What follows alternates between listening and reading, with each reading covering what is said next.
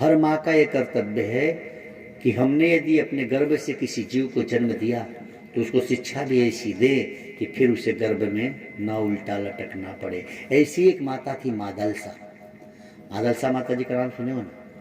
मादलसा जी का विवाह हुआ था काशी नरेश से। तो जब उनका विवाह होके आया और जब पति उनके पास गए तो उन्होंने कहा कि मैं आजीवन ब्रह्मचर्य रखना चाहती हूँ। काशी नरेश ने कहा तब तूने विवाह क्यों किया?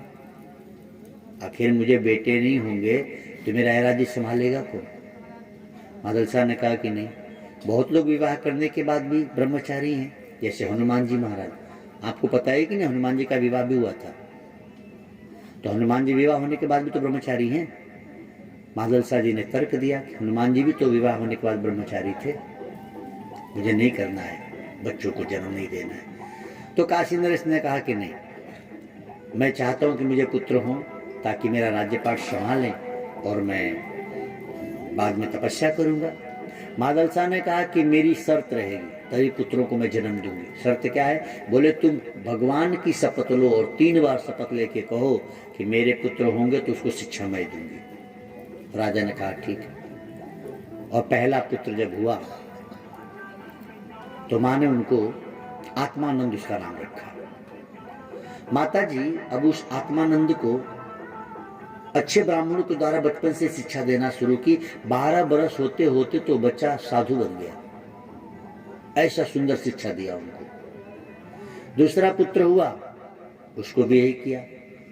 जब तीसरा पुत्र हुआ तो राजा ने कहा कि देवी, जब सारे बच्चों को मेरे तुम साधु ही बना दोगी तो मेरा राजगद्दी संभालेगी कौन? फायदा क्या मुझे? माँ ने कहा कि आपने तो मुझे वचन दिया था। बोले ठीक है, मैं वचन तोड़ नहीं रहा हूँ, लेकिन एक प्रार्थना है कि एक बच्चा मुझे भी दो ताकि मैं इसका परवरिश करूँ। उस बच्चे का नाम था अशोक। इसका परवरिश किया राजा ने।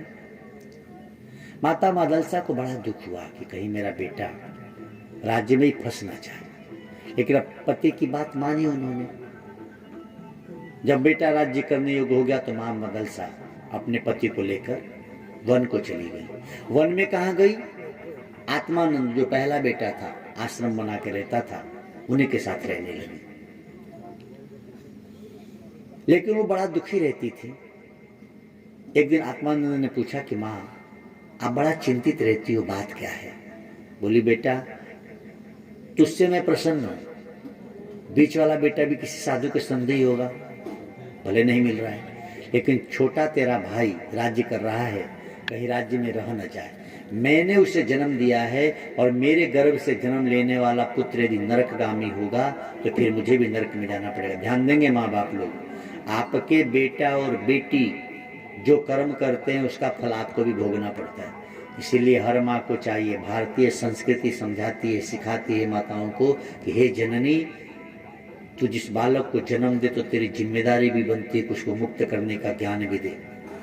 आज जो बच्चे बच्चियों के आचरण ठीक नहीं, उसकी सबसे बड़ी जिम्मेदारी माताओं की है। माता जी ने चॉकलेट दिया, चाय पिलाया, लेकिन कभी गीता नहीं सुनाया, मोबाइल से कार्टून दिखाया। एक प्रार्थना और, छोटे छोटे बच्चों को मोबाइल पे कार्टून तो एकदम मत दिखाओ, पक्का कार्टून हो जाएंगे सब। छोटा बच्चा जो चीज बचपन में देखेगा उसके मन मस्तिष्क में वैसे ही बनने की प्रेरणा आएगी। हमारे भारत का छोटा सा बच्चा राजा हरिश्चंद्र का नाटक देखता है और सत्यवादी गांधी हो गया। तो आपका बच्चा बचपन में कार्टून देखेगा तो क्या होगा बताओ? लेकिन भारत की महिलाएं इतनी मूर्ख है, बेटा को मोबाइल पकड़ा देंगे, ले बेटा कार्टून देख। अब बेटा कार्टून में मस्त, उस कार्टून को ही लगता है कि ये सबसे अच्छा, मैं यही बनूंगा। बच्चों का एक स्वभाव है, जिसमें मजा आएगा वही बनना चाहेंगे।